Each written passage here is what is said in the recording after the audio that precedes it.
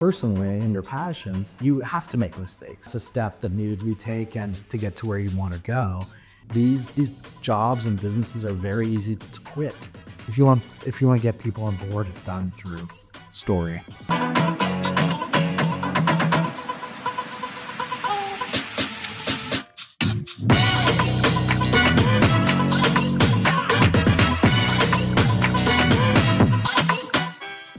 Welcome to Creative with Purpose.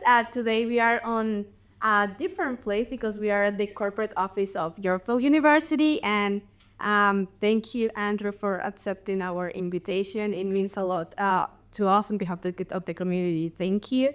And I don't know, you have done a lot and you have so many accomplishments, so many adventures, but I want to start from the beginning. Like, what dragged you to film? When did you decide to enter to the industry? Yeah. Well, first of all, thanks for having me and including me in this. I get a lot of joy out of sharing my stories and experiences with the hope that they can maybe inspire or sort of show a pathway to a career in the creative industries. Every single pathway is different. I often even think like, could I replicate my career if I was starting over again? There's no way. Like, it's just, There's no formula. there's no formula. It's like, well, or there is a formula, it's very broad and basic, which is, you have to work hard, you have to be a good person, you have to have strong relationships, you have to have a vision, these sorts of things. Those are more thematic approaches to a career than there actually being like a blueprint that you follow. And it's, having resilience and being versatile and just kind of, stay committed to your passion and your dreams, but at the same time, how do you create your own opportunities? How do you, what is that pathway? So maybe we can get into some of that later, but to kind of answer your question, even as a kid, I was really, I feel I had a real strong creative sense to me. Like, I liked writing stories, I liked drawing, I liked imagining things. I was a pretty well-rounded kid because I also played sports, but I think what the real draw was, I loved television, I loved movies, I loved magazines, and those were kind of more my passions, a lot more than sports. And so I would kind of find ways to do some of these things. Like, I remember, this is a long time ago, but like, my family would rent a video camera once a year, and we would shoot little skits or sketches of this sort of thing, and we would do like interviews with the family, like just things like that were kind of fun. I really loved the idea of the camera and what you could do with that. I also, from a very early age too, I had a real strong entrepreneurial spirit. I really liked the idea of starting a business or kind of creating something out of nothing. Like, so entrepreneurship, leadership, creativity, those were things that really have fueled me.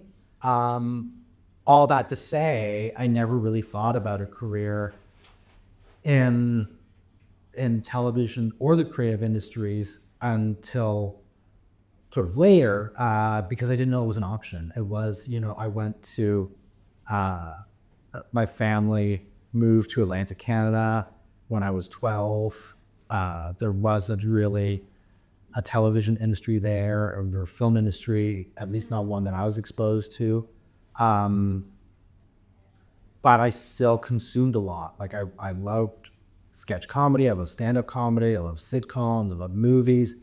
I loved magazines like Mad Magazine and National Lampoon Magazine. These were all things that kind of fueled me, and really, without knowing it, were crystallizing my sort of sensibilities around like comedy and storytelling and this sort of thing. So, and also during high school, I was kind of, actively involved as a consumer and an audience member.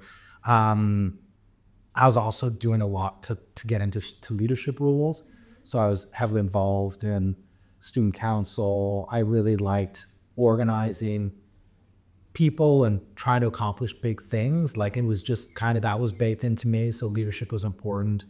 And so then I went to a small university in Atlantic Canada. It's a small liberal arts university. It didn't really offer anything. Well, I'll back up a little bit. I didn't know what I wanted to do after high school, but I knew I wanted to go to university. That was important to me. That was important to my family. And I kind of took the position like, whatever I end up doing or want to do will reveal itself to me. So I just need to put myself into situations where I can learn and take risks and kind of explore things that I maybe had explored before. And I ended up going to a university that was in a small university in a small town, a liberal arts university. And I spent 2 years there. I got involved in student government again. But basically, I found there was nothing really speaking to me in terms of the passions that I had and kind of the ambitions that I had, both from a creative point of view and from entrepreneurial point of view. So after 2.5 years, I just decided it was the wrong school for me, and that was a great realization. I had great family support to kind of make that decision. And at the same time, I found, I was flipping through a magazine, and it was Maclean's magazine, which is sort of a Canadian coast-to-coast news magazine. And every year they put out a post-secondary issue. And I think it was a university issue. Now it's more broad than that, but they did a university issue and a college issue. And I opened up the university issue, and I was just flipping through it, and I saw that there was a university program called Radio and Television Arts, and it was done out of Ryerson, which is now TMU. And I was like, wow, there's a university program in this space that I'm very interested in, like television. And I was like, I can't. To me, it just felt like a loophole. I could go study something I'm very passionate about, get a degree out of it, and hopefully build a career. So I took a bit of time. I finished the thing about that program. They had a full 4-year program, and then they had a 2-year advanced standing program. And the 2-year advanced standing program required a degree. So I moved to Ottawa. I transferred my credits. I did a film studies degree at Carleton University in Ottawa, all with an eye to hopefully getting into the Radio and Television Arts program. And there were a couple steps along the way, but I ended up getting accepted, moving to Toronto, and that was kind of it. That was kind of what I needed. I had done some volunteer work with like community television as a producer and as a host, but it really was that moment of getting into that program, Radio Television Arts in Toronto, that was so transformative. And from that, I was just so strategic with my time and my focus to build a career. So I felt I was going to school. That was really important. I was getting that educational and practical foundation in the classroom and in the studio. But I also started volunteering at CBC on a show that I really liked. So I got to see a professional environment. I got to make relationships there.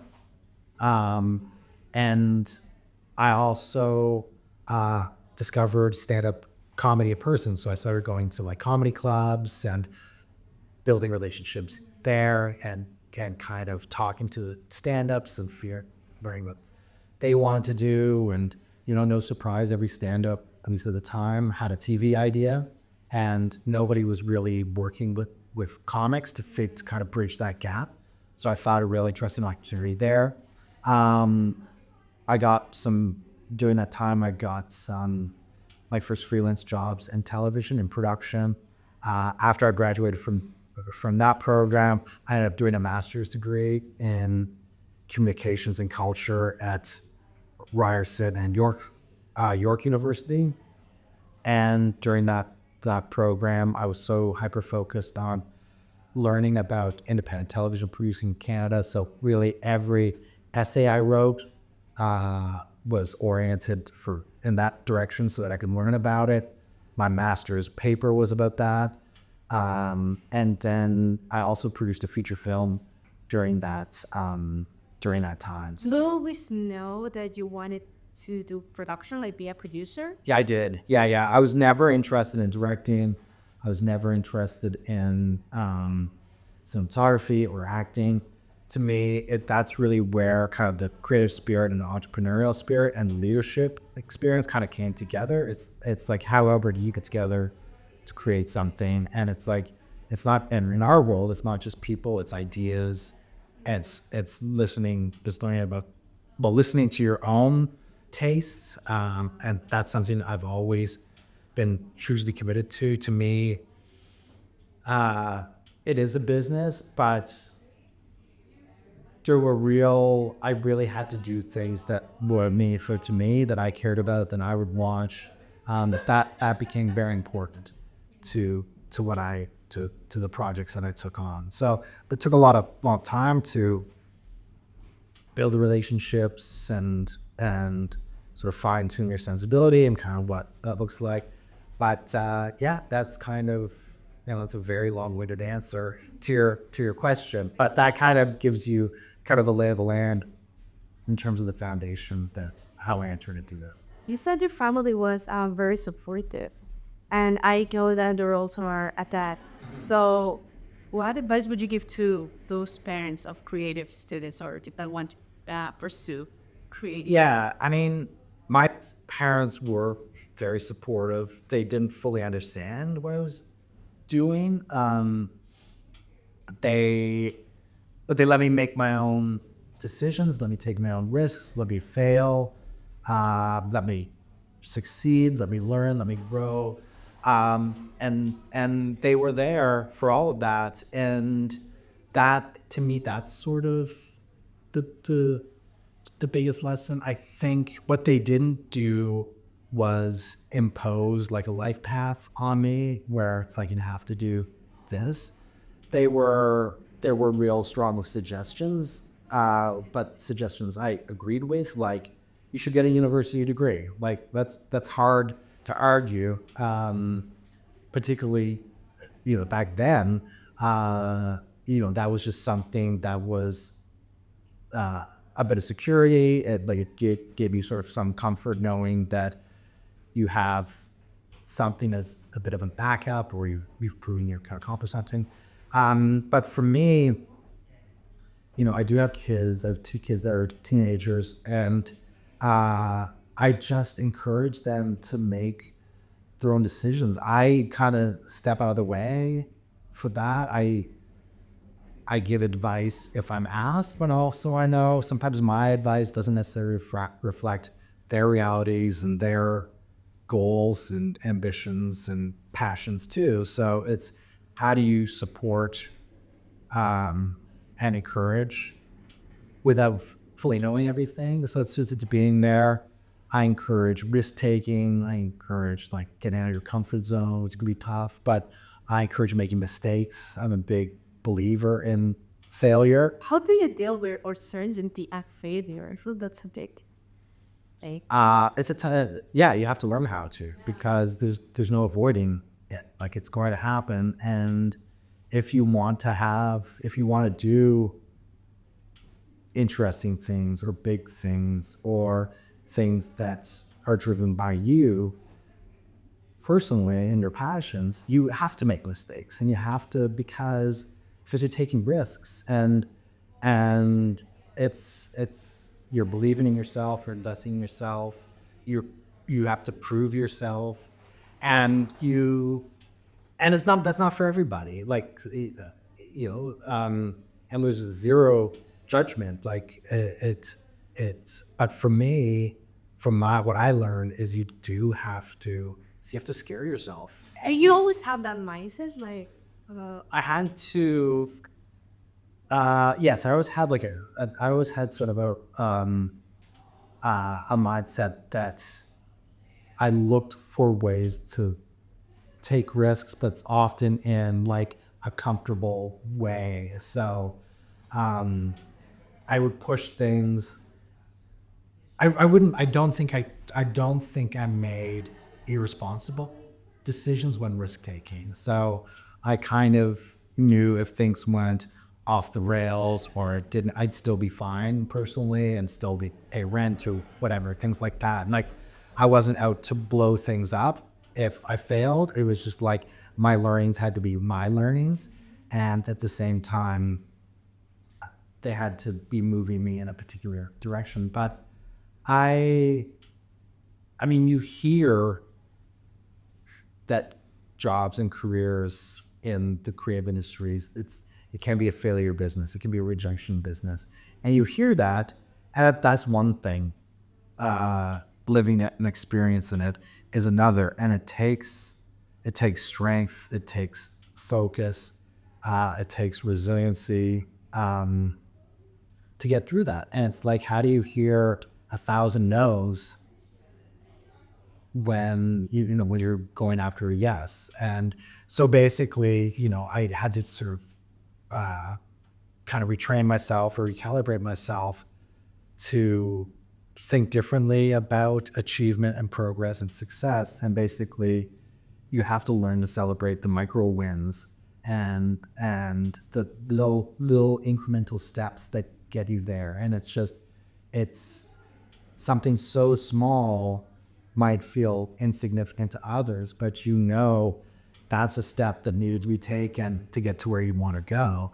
And so my position was, when I was just, I was starting a career, I had lots of friends and colleagues who had real jobs and real business cards and real salaries and all those things that I didn't have. And that was fine, but I just had to figure out ways to redefine success and achievement. And it really was, to me, if I, as a producer, you're developing, you're developing all the time. You have a development slate. You're working with creators and writers and actors and directors and broadcasters and buyers and all the rest of this. And to me, what it had to come to was, I've had a good day if I moved all my projects one step forward. And it could be the smallest step. It's just like, I have to push everything forward a little bit every day. And if I'm doing that, you multiply that by days, by weeks, by months, by years, you can get pretty far, right? And that's another thing too. It's like time kind of messes with you. When you look forward into the future, it's very daunting and feels like forever. But when you look backwards, it feels like a flash, right? And that's a tough thing to get your head around. Like, I kind of look at my career as like, it took me forever to hit these big milestones when I was in it. When I was in it, it was like, when will this happen? But now I look backwards and be like, it actually happened pretty fast. Like, I was able to, I sold my first television series before I was 30. I had my first primetime network series in Canada before I was 40. We won Emmys when I was 45. Like, it's crazy. Like, that is a very accelerated career. But when you're in it and you're worried about kind of the realities of life and move forward and all that, it seems like it takes forever. yeah, no, it's also like, I feel there's this myth of breaking the industry, that there is just one project that is gonna get you there, but it's actually lots of small steps.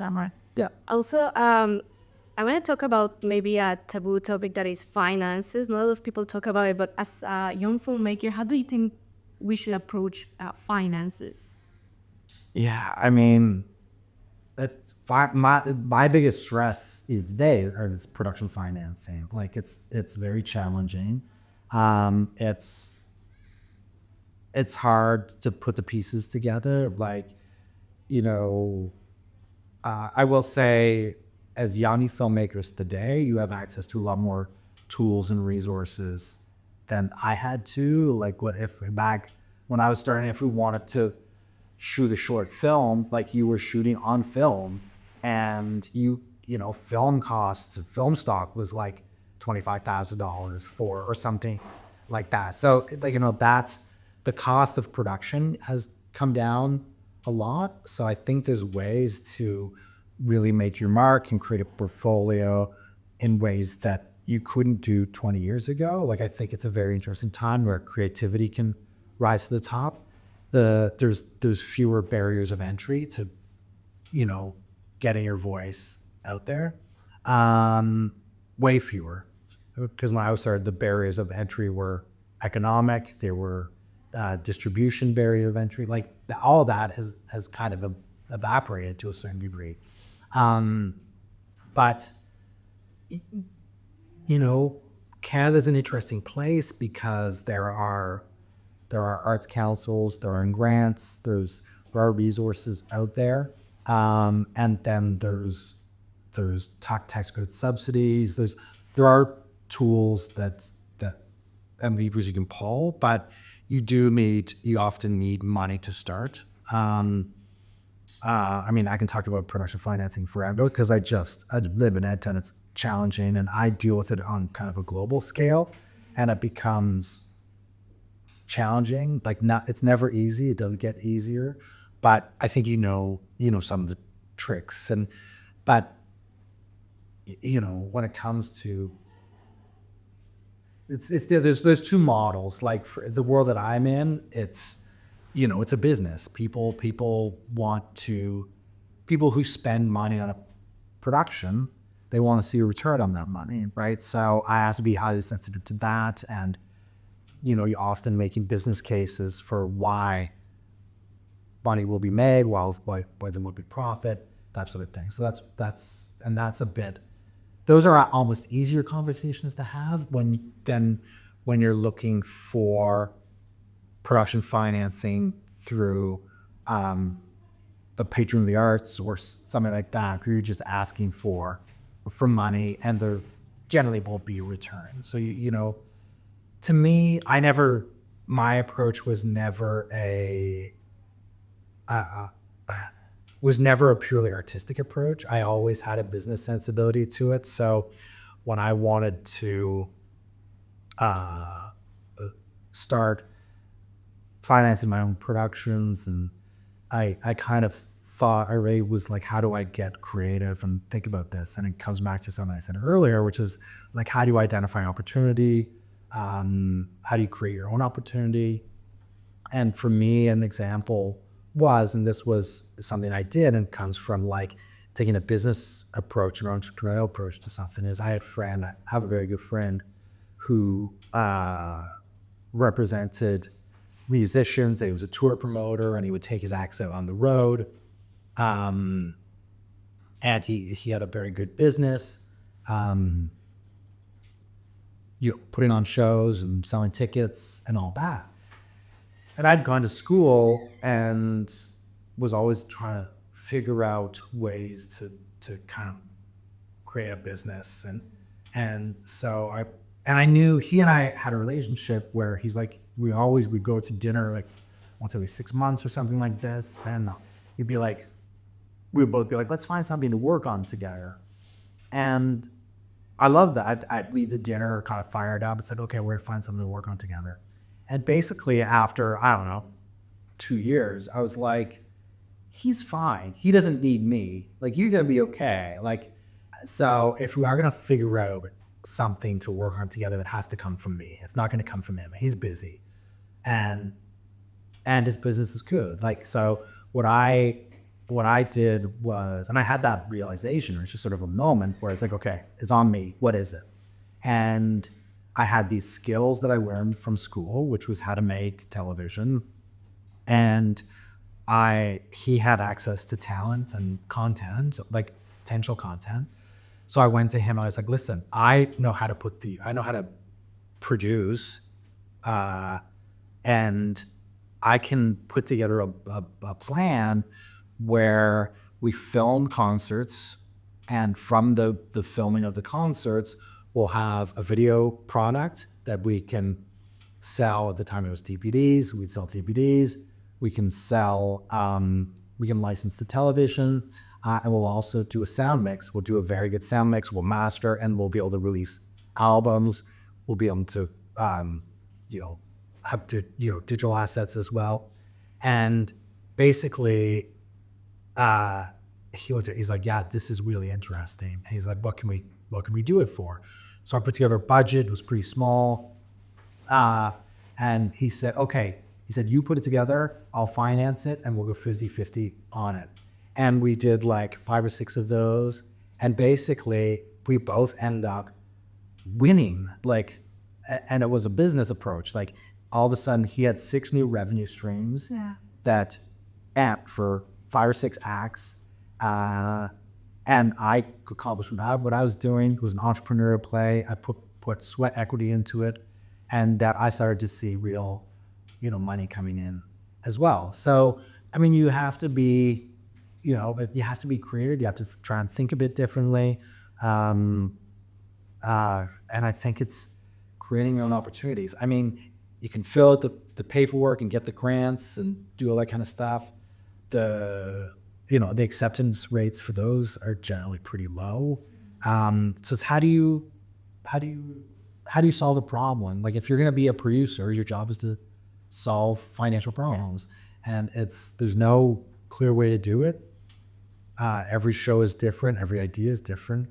But that's your job to figure it out. Or I think being entrepreneurial and just taking the perspective that if I'm getting something from you, you're getting something from me. There's a bit of, as somebody who's investing, there's a transaction. It's I'm paying for something. I expect something in return. What is it? Hopefully we can all win. Some people are willing to take bigger risks than others, but that's sort of, to me, I guess the advice is it's really just sort of a mindset, and it's like sort of thinking of it differently and solving problems that producers and executive producers have to, figure out. I love that. Yeah. Also, just talk a little bit about the Canadian industry. I have some questions for you about that. Like, how do you see the Canadian industry through the international lens? Oh, well, I spent a lot of time thinking about the international side of the business. I can't not. Like I for the types of shows that I make, we need international money at the table to make the shows. That's how we finance our shows. So we get about 80% finance out of 75 to 80% finance out of Canada. Then we look to the rest of the world to help us raise money. So we do that by working with international buyers or international distributors. If you're dealing with a buyer directly, you're selling to them. So that's what's called a pre-sale. So you're selling something before you actually have it. If you're dealing with a distributor, what you're doing is looking for a distribution advance.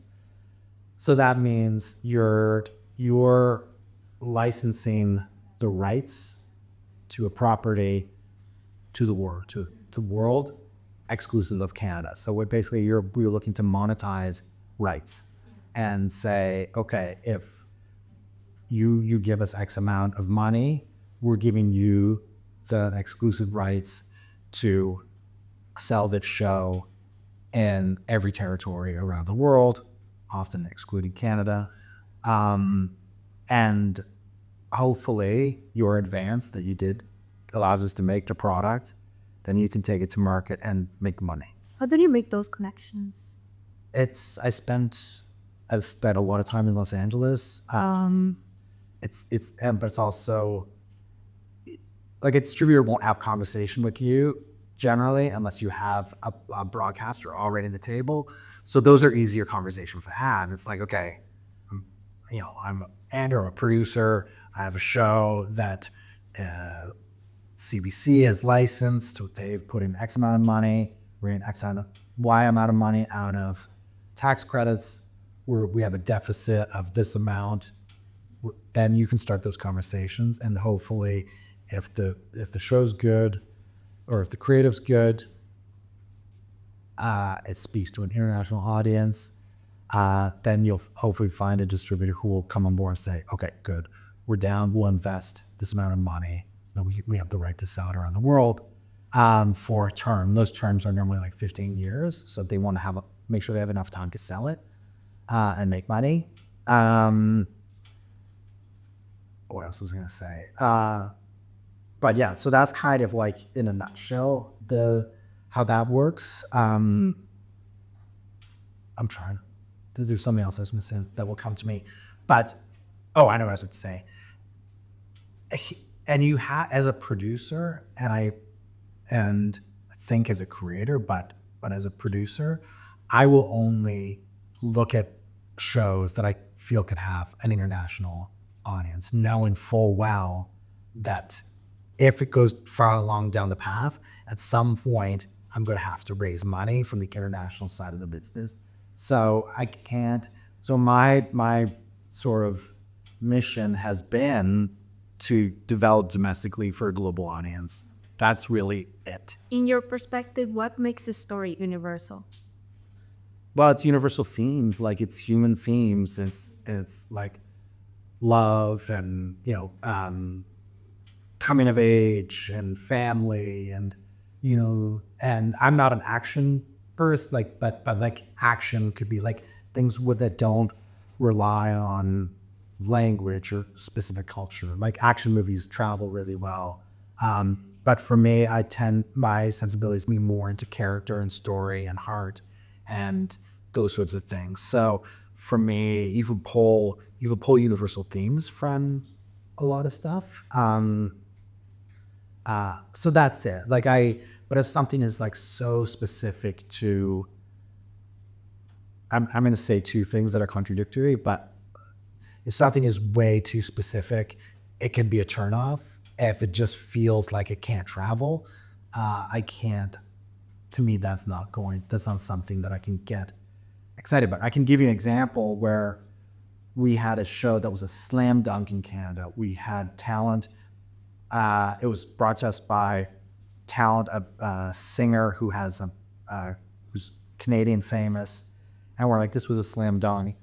The Canadian broadcaster was on board right away, ordered the show, and then we went to the international side, and nobody was interested in it. We just couldn't. It was just the talent that the show was built on. We just couldn't find a home outside of Canada, and we still made the show. We covered the deficit ourselves. That was what we could. We really wanted to make the show. So that was one where we just couldn't find international money. That being said, this show that we make right now called Son of Critch, it couldn't be more specific. It takes place in Newfoundland and Labrador. Newfoundland is an island in the North Atlantic. It's very culturally specific. It's also a period piece, so it takes place in the late 80s, early 90s. But even that, we were able to really pull universal themes out of it. And we weren't, and we didn't encounter that. We started to have a number of conversations, but it was charming enough. It had big enough heart. The cast was strong that our distributor was, came on board as a true partner and helped finance the show. So everyone is different, but to me, I definitely run everything through a lens of, can I sell this internationally? Okay. Yeah. And well, talking now about like all the new technologies, the rising of AI, how do you see the film industry in 5-10 years? What's the future? I mean, it's all moving so fast. Listen, there are days today where I feel like a dinosaur and I don't know anything. It's all moving so quickly. And, but I think for me, I'm not scared of AI. I think what we do as creatives in the creative industries, like it's just the human spirit has to come across, and I don't think that's something you can fake. So the role of AI will really be a tool to help along the way. There's an enormous amount of power in that from every angle and the process that you look at it. But I really feel to connect with humans, you need to, and that's what we do. That's what those, pure storytelling is. It's human to human. And I don't think that can ever disappear. I don't think it will. And it's interesting having teenagers, they are so savvy, when something's AI or isn't, they're like, that's AI. They run their tests on it, on everything they see. And I think there's going to be that sensitivity baked into it. So I think, is storytelling going away? No. Is human connection going away? No. Is it a powerful tool that we can all use as creatives? Yes. I mean, I think, these conversations happen whenever there is sort of a new wave of technology arriving, and you can look at, I've experienced a few of them, like the arrival of personal computers. Like, people were scared of those, like teachers were scared of those, educators were scared of those. We get into the internet, like people were like, same stuff that's happening. Like, people worry about cheating, people worry about it becomes a tool that kind of just accelerates learning and accelerates kind of our understanding. And then even like specific software, like, can you imagine, a world without CGI and without Photoshop and Avid, like nonlinear editing? Like, these are all massive leaps that became important tools in the process. And I just think that's where we are right now. It's this technology is emerging. It hasn't totally figured itself out. Yeah, there are people who are scared of it. There are people who are embracing it. We all know it's a massive tidal wave. It's not going away.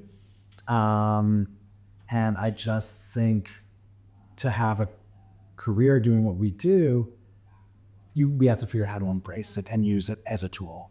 Totally.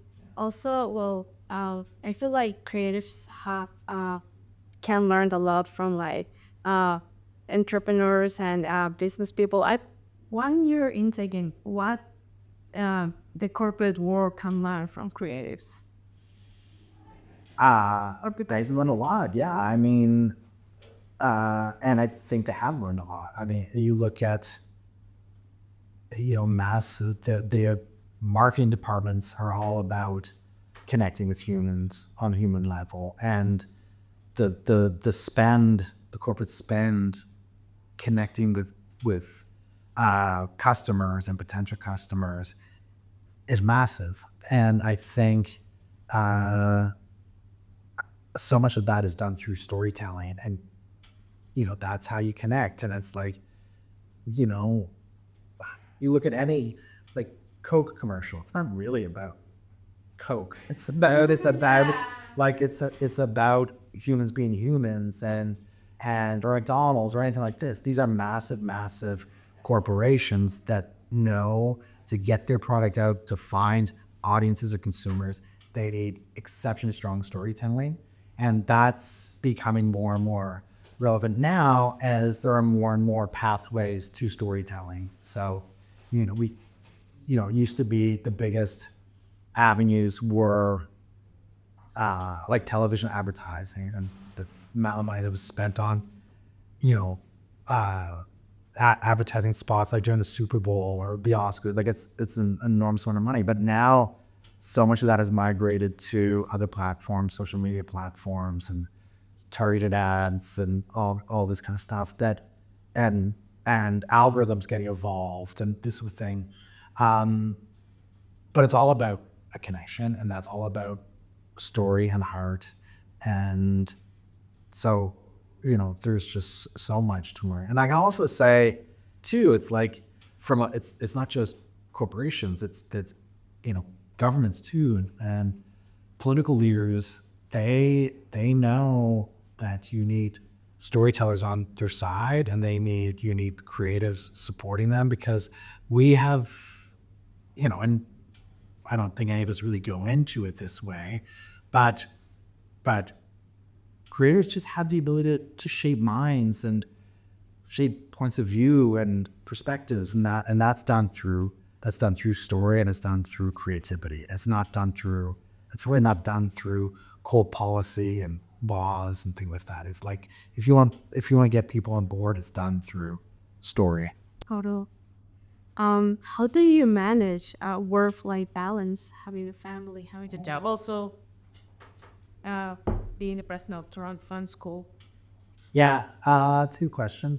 Uh, I mean, it's taken me time. I wasn't always good at it. I think I'm pretty good at it now.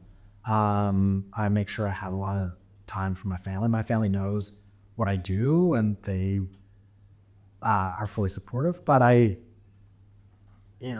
say goodbye to my daughter every morning when she's going to school. I am there for that, and I'm home, more than I'm not, which is great. I've